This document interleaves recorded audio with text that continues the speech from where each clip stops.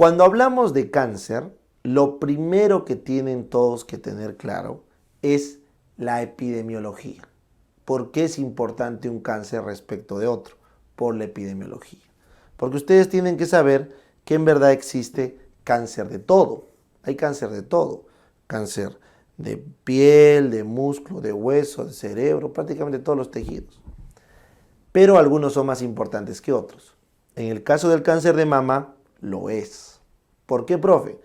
Porque el cáncer de mama, miren el dibujo, es el cáncer número 1 en la mujer en prácticamente todos los países del mundo. Ahí está. Acá de repente Bolivia no va, algunos países africanos no van, pero en la gran mayoría es la causa número 1. Es el cáncer número 1 en la mujer. Y también es la causa número 1 de muerte. Correcto, de muerte en la mujer. ¿Ya? Y es la segunda causa de muerte en general. ¿Correcto? Siguiendo al cáncer de pulmón. Entonces, este tumor es muy importante. Es la primer tumor en frecuencia en la mujer, primera causa de muerte en la mujer y segunda causa de muerte en general por cáncer, contando hombre y mujer, después del pulmón, porque pulmón se suma en ambos, en hombre y mujer. O sea, es un tumor muy importante en el mundo, muy importante. Tanto así que puede afectar hasta un 12% a 14% en la vida de la mujer. O sea, lo vuelve un tumor o un cáncer de riesgo intermedio. O sea, es muy probable, solo por ser mujer, tu chance de tener cáncer de mama es del 12% a lo largo de tu vida. Es un montón, ¿ya? Entonces, el cáncer de mama es un problema de salud pública, es un problema de salud pública en todo lado donde lo vean, ¿ya? Sin embargo, a pesar de ser el cáncer número 1 y todo, su distribución tiene un componente marcadamente ambiental. Eso también tiene que quedar claro. Entonces, les traigo acá estadística de la incidencia y miren cómo Australia, Europa Occidental, la Europa del Norte, Estados Unidos, la Europa del Sur, Sudamérica, la Europa Central y del Oriente representan la gran mayoría de la incidencia. Mientras que si nos venimos acá al África, al Asia, tenemos menos prevalencia. Entonces tú te dirás, algo tiene que haber, algo tiene que haber. Sí, aparentemente los genes asiáticos y el estilo de vida, sobre todo asiático, suele proteger del cáncer de mama. En el caso de África no aplica mucho porque de todas maneras ustedes saben que África es una población joven con alta mortalidad en etapas tempranas que no permite que ocurra el cáncer de mama. Por otro lado, en Europa, en Estados Unidos, etcétera, hay estilos de vida y sobrevida mucho más larga, lo cual aumenta el riesgo de cáncer de mama. Es más, se demostró que en una sola generación, mujeres asiáticas que se van a vivir a Estados Unidos porque inmigraron, aumentan su riesgo de cáncer de mama al mismo nivel que mujeres americanas que siempre han vivido en Estados Unidos. Entonces, tiene mucho componente medioambiental y de estilos de vida. Mucho componente. Es más, la mitad de los cánceres de mama, de este 12%, la mitad, solo se explica por factores de riesgo. Ni siquiera es necesario echarse a buscar temas genéticos propios. Se explican por factores de riesgo. ¿Ya? Muy bien. Entonces, dicho eso, vamos a conversar de lo que son factores de riesgo y lo que son factores protectores, tanto modificables como no modificables para el cáncer de mama. ¿Ya? Entonces arrancamos. El factor de riesgo no modificable,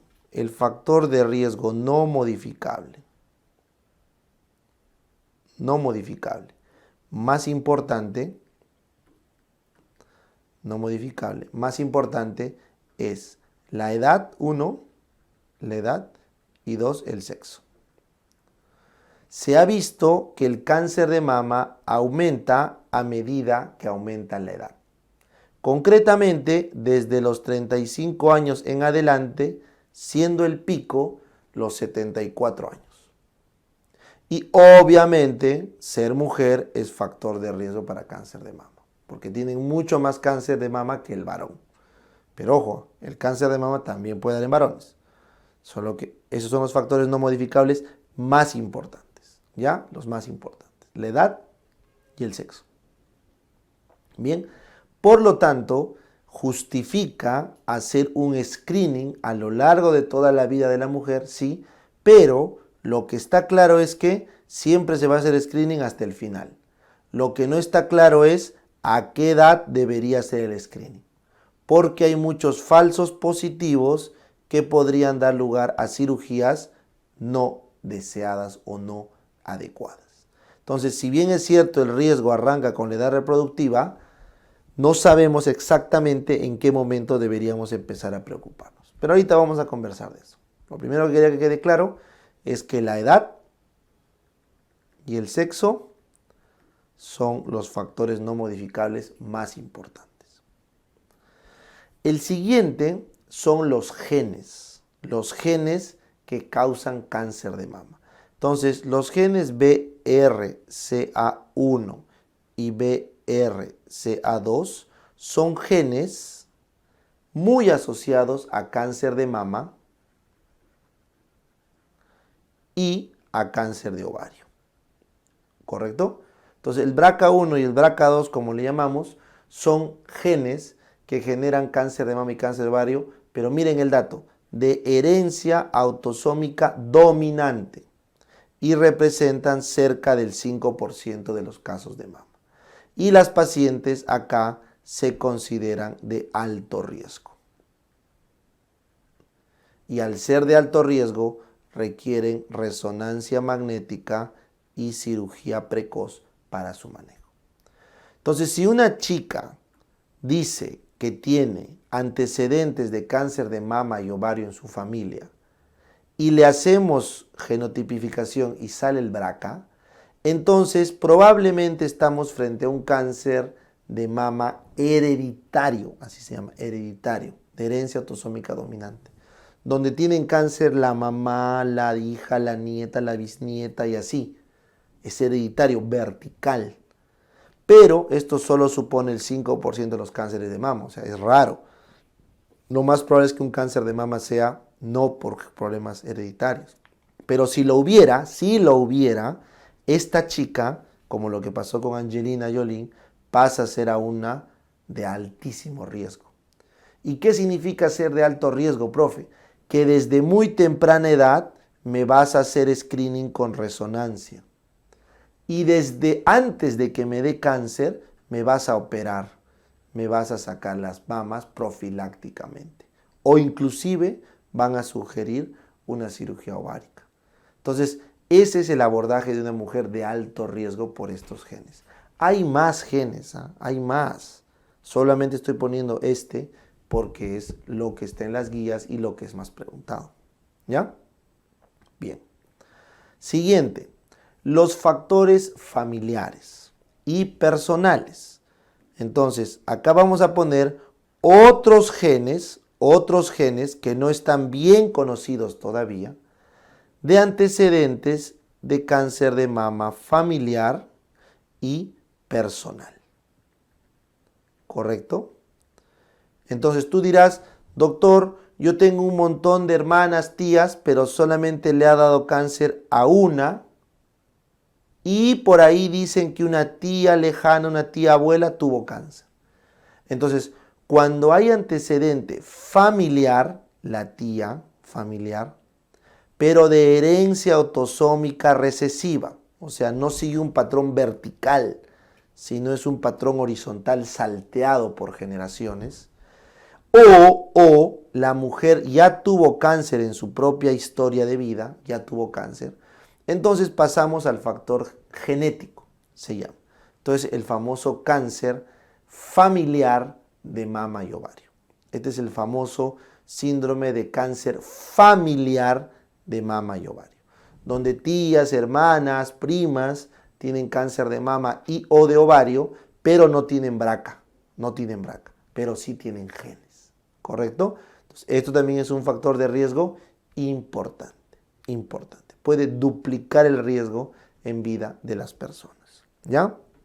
Entonces, no se olviden, estos son hasta familiares de segundo grado, ¿correcto? Con cáncer de mama. Y como es autosómica recesiva, es horizontal, no es vertical, es horizontal. ¿Bien? Y finalmente llegamos a los factores de riesgo más críticos, ¿correcto? ¿Por qué críticos? Porque son los que más aparecen por frecuencia, vamos a llamar los factores de riesgo más frecuentes que tiene la mujer, obviamente después de la edad y del sexo, que son aquellos ligados al estradiol o a la estrona. Entonces yo ya les había comentado que el principal estrógeno de la mujer era el estradiol, que representa el 100% de la potencia, y le seguía la estrona con el 50% de potencia, ¿no es cierto? Entonces, estas dos hormonas, junto con la progesterona, se ha visto que estimulan la producción o formación de células atípicas en la mama y por tanto cáncer. Entonces, todo aquello que haga que aumente tu exposición hormonal te da un riesgo de cáncer de mama. Entonces empezamos. Por ejemplo, si tu menarquia ha sido temprana, antes de los 12 años, tienes muchos años exponiéndote a estrógenos. Si tu menopausia ha sido tardía, pasado los 55 años, tienes muchos años expuesta a los estrógenos. Si tu primer embarazo te has demorado mucho, pasado de los 30 a 35 años, dependiendo de la literatura que vean, porque eso es variable. O sea, tu primer hijito lo has tenido pasado los 30 a 35 años. Eso quiere decir que por mucho tiempo has estado sin hijitos y por mucho tiempo te has expuesto a estrógenos. Porque ya les dije, también lo vieron en OBSTE, que durante la gestación hay un descanso estrogénico, ¿no es cierto? Entonces, esas condiciones te exponen a muchas hormonas. Eso es factor de riesgo para cáncer de mama. Luego, si has tomado anticonceptivos orales combinados por más de 5 años de manera ininterrumpida, también has aumentado tu riesgo de cáncer de mama un poquito. Si es que estás tomando terapia de reemplazo hormonal actualmente, la combinada, la de estrógeno y progesterona, porque la de estrógeno sola no se ha visto asociada, pero la combinada sí. Entonces, si estás tomando terapia de reemplazo hormonal, también es un factor de riesgo, ¿correcto? Y si es que tienes algún tumor funcionante productor de estrógenos, también es un factor de riesgo. La exposición continua a estrógenos también es un factor de riesgo. Entonces, si tienes todo eso, estás exponiendo mucho tu cuerpo a los estrógenos y eso es factor de riesgo, ¿ya? Menarquia temprana, menopausia tardía, embarazo tardío, anticonceptivos uso más de 5 años, terapia de reemplazo hormonal o fuentes externas de estrógeno. Es más, se ha visto cuando consumían drogas con estrógeno como el dietilestilbestrol, también era factor de riesgo. ¿Bien? Listo. Adicionalmente a todo esto, ya no tiene mucho que ver, pero se han encontrado otros factores de riesgo, como por ejemplo el alcoholismo, el alcohol, el tabaco, la obesidad, el sedentarismo, una densitometría ósea muy densa, patología mamaria benigna con atipia, que eso ya habíamos dicho que es factor de riesgo, ¿correcto? Son factores asociados, ¿ya? O una mamografía BI-RADS 0 también. Entonces, así puedo seguir una lista enorme, no quiero complicarles, pero hay muchas cosas que se han asociado al cáncer de mama. Por lo pronto, alcoholismo, tabaco, obesidad, sedentarismo, una densitometría ósea muy densa, un VIRAT 0 o una mama que no se ve, o la paciente que tenga una patología benigna de mama atípica, tiene factores de riesgo. O sea, es factor de riesgo para el cáncer de mama, ¿ya? Pero bueno, lo que nos importa son los de arriba. Entonces, esta lista va a seguir creciendo. Es un cáncer multifactorial que está en estudio, pero con que sepan esto, creo que estamos cubiertos. Estamos cubiertos. Bien, ahora lo siguiente que me van a preguntar es, su madre, doc, yo no voy a tener mis hijitos pasados antes de los 30, la edad no puedo evitarlo, soy mujer, sedentaria, bueno, creo que me va a dar mi cáncer de mama. Bueno, no es tanto así, ¿ya? No es tanto así, ¿ya? Porque igual el riesgo es máximo 12%. Pero sí es grave, o sea, es algo que si yo fuera mujer me lo pensaría, ¿no? O sea, el cáncer de mama es algo muy peligroso, que está ahí nada más, ¿no? Y más aún si tienes un familiar con cáncer de mama, bueno, tus probabilidades están volando por los cielos. Entonces, veamos qué cosas son buenas, qué cosa te protege. Eso vamos a ver. Entonces, lo primero que se ha visto que protege es la multiparidad, ¿correcto? Las pacientes multiparidad es un factor protector. Doctor, qué bacán, voy a tener el parcito. No, no sirve de nada. 3 hijitos. No. 5 o más hijos. 5 o más hijos protegen la multiparidad. ¿Y por qué, profe?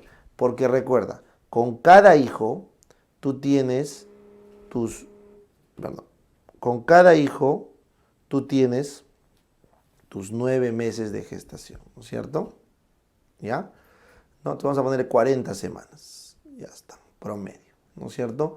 Luego tienes tu lactancia materna exclusiva, tus 6 meses, 6 por 4, 24, ponle. Entonces, ahí nomás tienes 64 semanas, ¿ya? Vamos a redondear en 60, ya, 64 déjalo, ¿ya? Vamos a suponer que haces 6 semanitas más de lactancia materna, 70 semanas. Por 5 hijos, 350 semanas, ¿correcto?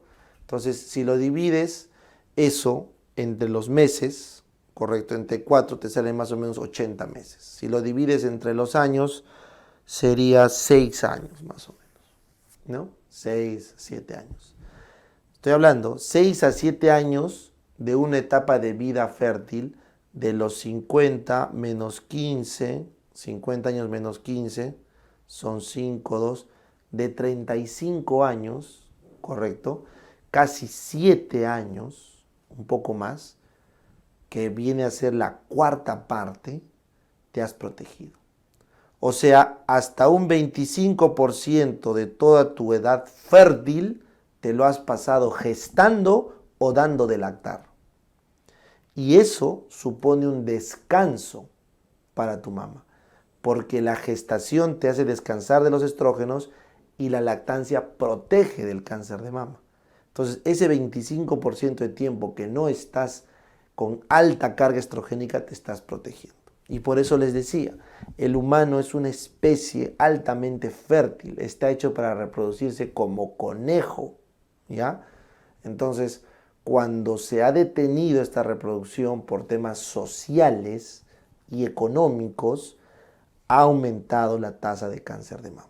Así que mucho tiene que ver la paridad. Sí, tiene que ver, ¿ya? Y es normal. Somos una especie que recién se está adaptando a tener poca descendencia, ¿ya? Bien. Siguiente. Como el cáncer de mama es hormonodependiente, o sea, depende de los estrógenos y de los progestágenos, estas hormonas te van a aumentar tu riesgo de cáncer cuando pasaba los 35 años, recuerdan. Porque de joven no pasa nada, tus mamas aguantan las hormonas porque estás joven. Pero pasados los 35 años ya empezaba el riesgo por la edad. ¿Qué significa? Significa que a los 35 años en adelante nuestra capacidad para que nuestros tejidos regeneren, para protegernos de mutaciones, baja marcadamente. Lo que ya estaba bajando desde los 28, baja sin piedad a partir de los 35. En cristiano te haces viejo, te haces vieja. Entonces, los ovarios, cuando empiezan a bombear hormonas pasados los 35, ya esas hormonas hacen daño. Entonces, profe, ¿qué pasa si a una mujer le quitan los dos ovarios antes de los 35? Una oforectomía bilateral antes de los 35 años. ¿Qué pasa, profe? Bueno, pues reduce su cáncer de mama en un 70%. Es la terapia preventiva del cáncer de mama más eficiente, la oforectomía bilateral antes de los 35. Pero tú miras, doc, si me saco los ovarios antes de los 35, voy a hacer menopausia precoz, ¿no? Me va a tener que dar terapia de reemplazo hormonal. Sí, claro. Pero esa terapia de reemplazo hormonal tiene menos riesgo de cáncer de mama que los ovarios propios. ¿Me entiendes? Eso no quiere decir que vas a andar sacando los ovarios a todo el mundo. No.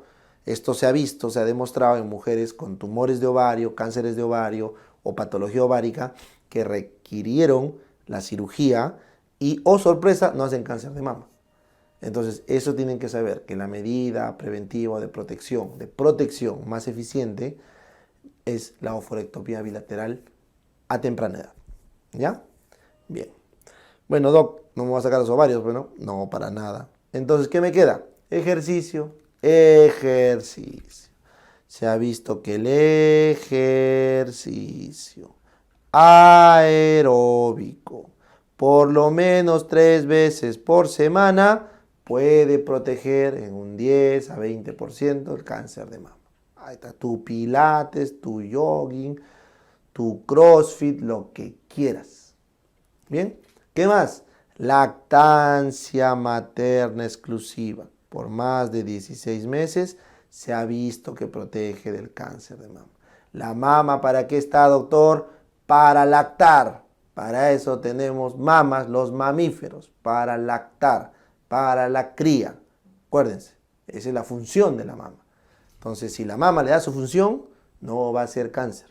¿Correcto? Entonces, lactancia materna exclusiva es protectora, porque está liberándose sustancias internas, todo que regeneran la mama y disminuye el riesgo de cáncer. Si eso le aumenta la multiparidad que dije arriba, se protege.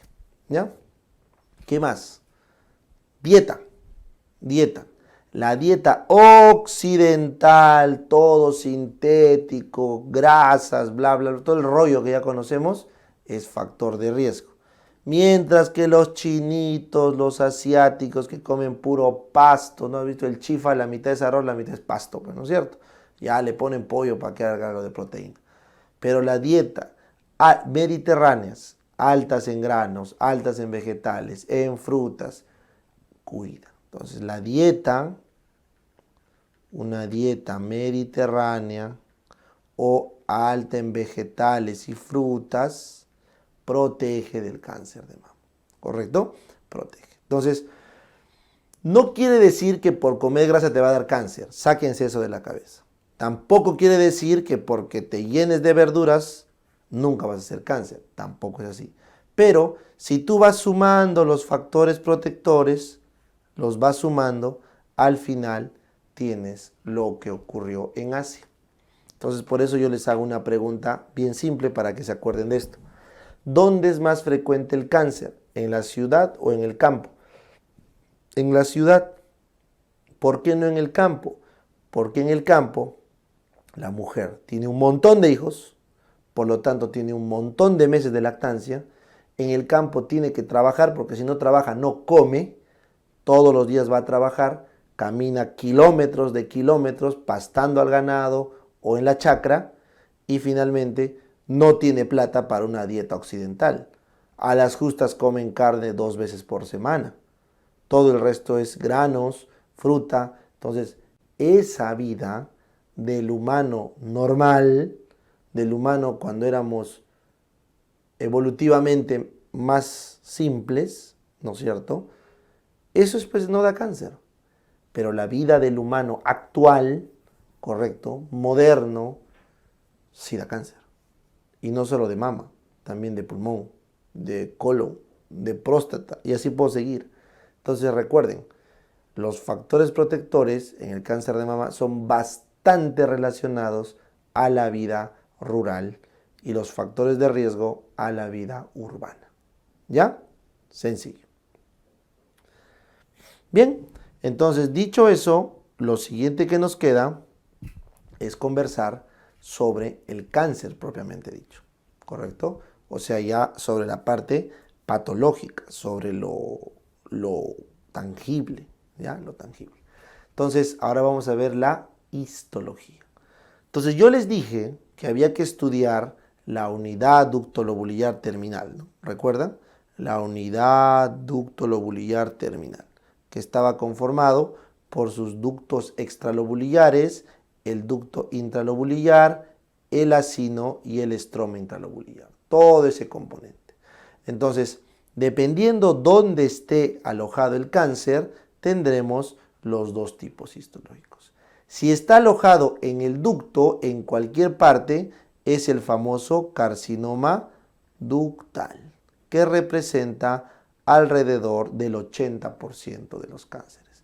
El cáncer más frecuente de mama es el ductal.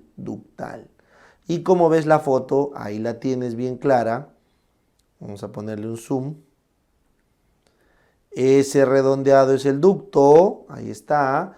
Estas son las células cancerígenas que están creciendo hacia adentro del ducto y por acá ya está viendo invasión. Este es un carcinoma ductal infiltrante, porque ya está infiltrando fuera del ducto. ¿Ya? Muy bien.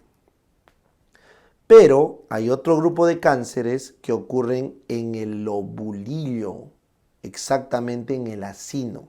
Son los tumores que le llaman lobulillares. Y representan alrededor del 12 al 18%. Eso varía según la literatura, ¿ya? Estos tumores tienen células más pequeñas, no están en el ducto, están en el acino y bueno, son tumores que difícilmente se ven en la mamografía. Los tumores lobulillares no suelen calcificar y al no calcificar no se ven bien en la mamografía. Por lo tanto, cuando hay sospecha de tumor lobulillar, se recomienda hacer una resonancia.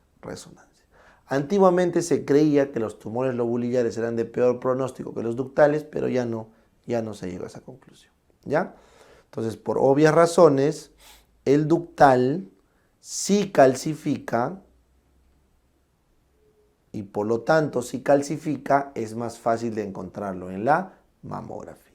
Bien, ahora si ustedes suman 80 más 12, todavía te queda un porcentaje. Entonces vamos a poner alrededor de un 8% son otros tumores de mama. Pueden ser papilares, medulares, anaplásicos, fibroides, etc. O sea, hay un montón de tipos histológicos de cáncer de mama que no vamos a hablar. Nos vamos a quedar simple y llanamente con el más frecuente de todos, el ductal, el que calcifica. Todo lo que queda de la clase voy a hablar de este cáncer, no del resto, de este de acá, ¿correcto? Bien.